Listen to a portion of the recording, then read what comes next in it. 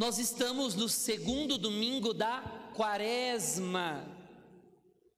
Quer dizer, já temos alguns dias que entramos naquele período de 40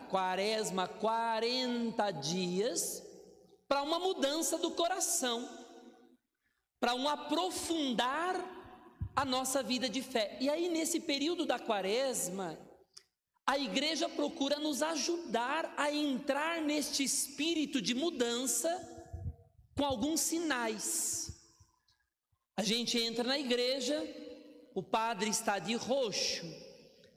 Já falei várias vezes para vocês, roxo significa atenção. Entrou na igreja, o padre está de roxo, fica atento que tem alguma coisa que vai acontecer. Então, estamos atentos porque é momento de mudar o coração. Aí a gente entra na igreja na Quaresma, tem aqui estes sinais da cruz, este galho seco. As músicas da Quaresma são estas músicas mais sóbrias, sem bateria, sem grande agitação, sem bater palmas, sem sino. Tudo isto para nos ajudar a entrarmos dentro de nós mesmos. Nós sabemos que um dos caminhos mais difíceis de ser percorridos é o caminho para dentro de nós mesmos. E a gente nota essa dificuldade, queridos. Eu não sei se você já está fazendo isso na Quaresma, nesta Quaresma, mas tem gente que não aguenta o silêncio. Ou a gente liga a televisão, ou a gente liga um radinho, ou pega o celular e fica lá com um barulhinho. Se está silêncio, a gente não aguenta. A gente tem que ter um barulho. A Quaresma vai nos ajudando a entrar neste exercício para que possamos conhecer mais a nós mesmos e conhecer mais quem é Deus. Quer ver uma coisa muito fácil? Quem ama Jesus aqui, ergue a mão. Bem bonito. Coisa boa. Pode baixar. Será que ama mesmo? Olha lá, viu, criança? Não ama nada, não.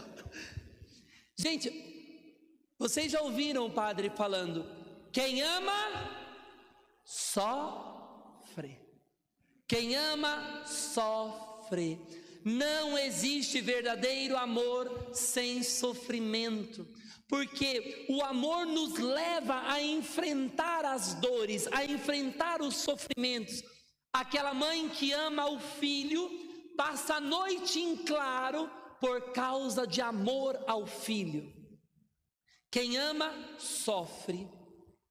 E a liturgia de hoje, ela vem trazer esta reflexão para nós. Na primeira leitura, nós temos uma história que diante dos nossos olhos parece um absurdo. Olha o que acontece. Tinha um pai, Abraão, que teve uma dificuldade enorme para ter o seu único filho. Depois de muitos anos, muita luta, muito esforço, ele teve um filho. Depois de tentar muito, ele teve um filho. E aí aquele filho que ele amava, que ele cuidava, que ele tinha carinho, vem Deus e fala assim: Abraão, você ama teu filho? Amo. Agora você me ama? Aí Abraão ergueu a mão, que nem nós: eu amo. Aí Deus vira e fala: é? É o teu filho que eu quero. É o teu filho que você vai sacrificar para mim. Queridos, imagine o coração de Abraão. Imagina como foi o negócio. Não era ele amava aquele filho. Não era algo simples o que estava acontecendo. Agora Deus vira para Abraão e diz: é o teu filho que eu quero. O que você faria? Faz assim com a tua mão, faz assim. Faz assim. Olha para tua mãozinha linda aí, olha bem, olha para ela. Você cortaria a sua mão? O padre viesse aqui e falasse: olha, Deus quer tua mão, corta ela. Você cortaria? Ah, claro que não, só se eu for tonto, não é? Imagina. Aí Deus vira para Abraão e fala: Abraão, é teu filho. Não é nem uma mão, não é nem um dedinho, é teu filho, Abraão, que eu quero. Imagina a dor no coração de Abraão, o como aquele homem ficou angustiado, o como foi difícil. Mas Abraão pega o filho, monta lá um feixinho de madeira, pega o filho, coloca o feixinho de madeira nas costas do filho e sobe para o monte. Com o coração arrebentado, Abraão prepara o lugar para o sacrifício, amarra o filho, coloca as madeiras para botar fogo depois e vai para o sacrifício. Olha a dor do coração de Abraão, mas ele também amava a Deus, amava o filho e amava a Deus, e por mais absurdo que fosse aquilo que Deus estivesse pedindo, porque era uma loucura, diante dos olhos humanos, se o padre vem e fala: corta a mão, porque Deus quer tua mão, você vai dizer: é uma loucura. Diante dos olhos humanos é uma loucura. Diante dos olhos humanos, Deus pedir o filho é uma loucura. Mas aí no último instante, quando Abraão estava indo para o sacrifício do filho, Deus manda um anjo que segura a mão de Abraão, e Abraão não sacrifica o filho.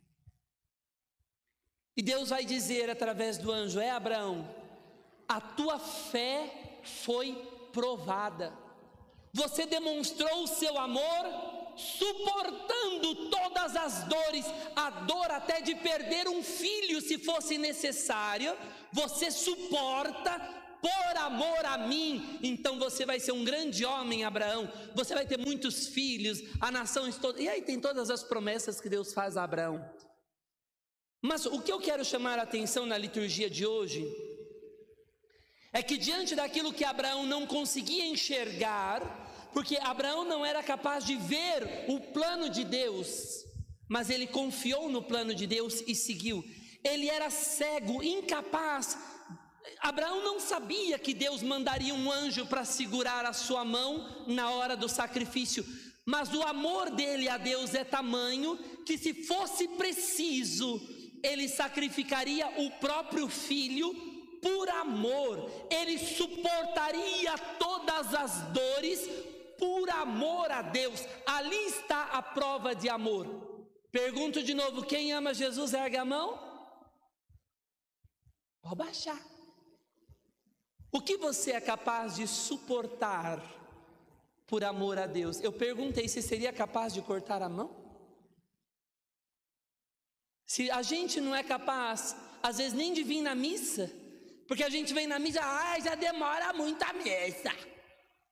Ai, rezar o terço, e nessa quaresma, levantar 5 horas da manhã para ir na missa penitencial. Ai, é muito difícil. Queridos, olha como o nosso coração ainda está longe de um profundo amor, porque aquele que ama é capaz de realizar sacrifícios por conta do amor. O problema é que hoje nós temos uma linguagem no mundo que o amor é que a nossa vontade seja feita. No casal, vocês já repararam como que é marido e mulher, gente? É a coisa mais linda do mundo. É muito engraçado os casais. Ai, por que vocês brigaram, padre? Porque ela não fez o que eu quis. Por que vocês estão... Ai, padre, esse marido, nossa, ele não faz nada que eu quero. Parece que o amor hoje, ele se reduziu a que o outro faça o que eu quero. Se o outro não fizer o que eu quero, E a gente esquece que é o inverso. O verdadeiro amor é a capacidade que nós temos de nos sacrificar para que o outro seja feliz. E na medida em que o outro vai sendo feliz, isto realiza o nosso coração. E com Deus é a mesma coisa. Está cheio da gente que vem na igreja para que Deus faça a minha vontade. E se Deus não fizer, ai de Deus. Ah, Deus não fez a minha vontade, vou embora daquela igreja. Ah, não vou acreditar mais. Só que nem o Pai Nosso a gente reza direito, né? No Pai Nosso a gente vai dizer assim: seja feita a minha vontade. Olha, seja feita a minha vontade. Se não for, aguarde eu. Então, queridos, o que levou a Abraão a de fato viver este amor? O que aconteceu com Abraão que ele conseguiu viver esta profundidade de amor que às vezes a gente não consegue? A resposta é: Abraão foi capaz de conhecer, de fazer uma experiência de Deus. Conhecer Deus não é conhecer da boca para fora. Se eu falo para você assim: ah, quem conhece Jesus, quem já ouviu falar de Jesus, quem ama Jesus, todo mundo erga a mão. Mas está cheio de gente que Jesus é igual uma celebridade. Por exemplo, se eu perguntar aqui: ah, quem já ouviu falar do Silvio Santos? Todo mundo erga a mão. Quem já ouviu falar do Lula? Todo mundo erga a mão. Quem já ouviu falar do Bolsonaro? Todo mundo erga a mão. É uma coisa que assim, ah, eu já vi falar. Quem já ouviu falar de Jesus? Erga a mão. Mas Jesus para nós, ele é igual a esse tipo de gente? A gente conhece Jesus igual um artista, como aquele que eu ouvi falar, uma pessoa assim, ah, acho que é assim. Agora, é o que Abraão fez de diferente. Ele fez uma experiência com uma pessoa, com a pessoa de Deus. Ele fez uma experiência tão profunda que o coração dele entrou numa confiança tamanha que ele era capaz, inclusive se fosse necessário, sofrer para estar unido a Deus. Ponto. Agora nós vamos para o Evangelho, porque o Evangelho está nesta mesma linha de reflexão. Jesus pega Pedro, Tiago e João e sobe para um monte. Lá no monte, Jesus vai se revelar. Ele vai mostrar quem ele é para os discípulos, porque até então os discípulos olhavam para Jesus e os discípulos viam um homem que fazia uns milagres, fazia uns sinais, mas quem é Jesus? E para mostrar a sua identidade, Jesus realiza um milagre. Olha para quem está do teu lado, olha aí para quem está do teu lado. Você vai falar para uma coisa para essa pessoa, olha para quem está do lado. Fala para essa pessoa assim: brilha, brilha, brilha. Tá brilhando? Tá nada. Tá do mesmo jeito. Continua do jeito que estava. Agora Jesus, ele sobe no monte e lá ele brilha. Ele se transfigura. Diz o texto bíblico: as suas vestes ficaram tão brancas e tão brilhantes que ninguém era capaz de alvejar, de deixar tão branca daquela maneira. Quer dizer, Jesus mostra a sua identidade. Se eu quiser, por mais que eu queira, eu não tenho a força de brilhar, de começar agora a, sei lá, a ser um vagalume. Eu não consigo. Mas Jesus tinha esse poder de se transfigurar. E nesta transfiguração, ele mostra que ele não é um homem qualquer. Ele mostra que ele tem o poder de todas as coisas. Aqueles discípulos olham então para Jesus e são capazes de enxergar: este homem não é um homem qualquer, é Deus. Santo Tomás de Aquino, quando fala sobre esta leitura, ele vai fazer um questionamento que é muito interessante. A transfiguração, ela foi um fato de Jesus que naquele momento começa a brilhar. Onde ela aconteceu? É Jesus, no corpo de Jesus, que começou naquele momento a brilhar? Ou a transfiguração foi um milagre que aconteceu nos olhos dos discípulos, que foram capazes de enxergar quem Jesus é? E aí São Tomás de Aquino, ele vai explicar de uma maneira linda. A partir do momento que Jesus sai da Trindade e se encarna, a partir do momento que Jesus toma a natureza humana, ele santifica a natureza humana. A carne humana, pecaminosa, frágil, é santificada pela força de Deus. A carne humana se torna uma carne gloriosa em Jesus pela força de Deus. Jesus santifica. Olhar para Jesus é ver a glória de Deus eterna, é ver Jesus brilhando eternamente. Mas por que na grande maioria do tempo os discípulos não viam Jesus transfigurado?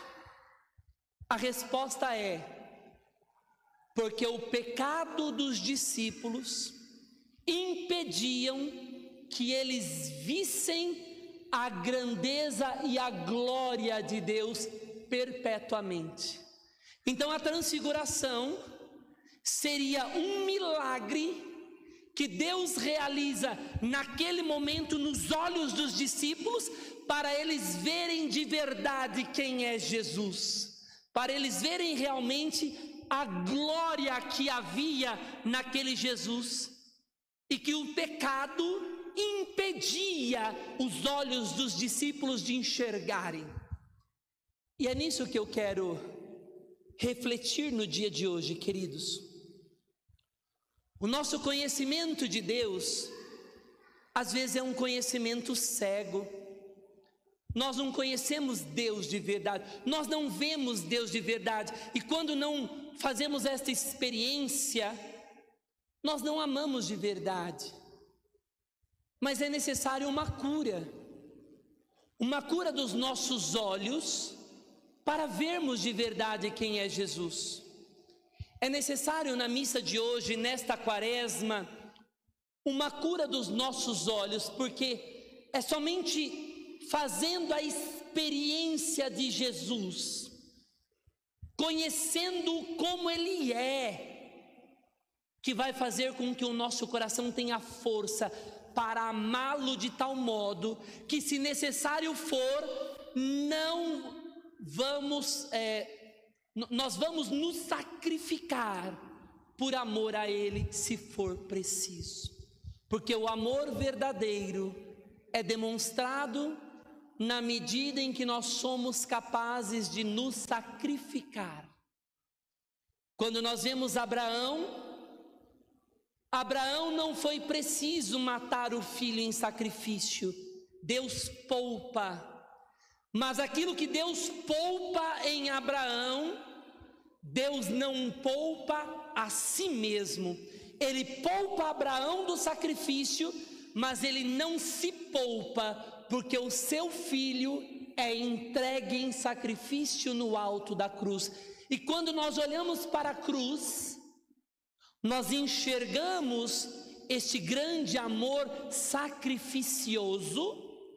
Quando nós olhamos para a cruz, nós vemos o amor de Deus por nós, ou nós somos cegos diante da cruz, olhamos para a cruz e é mais um sinalzinho que os nossos olhos não são capazes de enxergar, e aí é necessária a cura dos nossos olhos, para vermos até onde vai o amor de Deus que se sacrifica por nós. O que foi poupado a Abraão, Deus não poupou a si. O que Deus poupa de você, porque hoje, para demonstrar o seu amor a Deus, não é necessário nem cortar um dedinho. Para demonstrar o seu amor a Deus, não é necessário dar o filho. Para demonstrar a sua fé, não é necessário Deus não te pede nenhum sacrifício.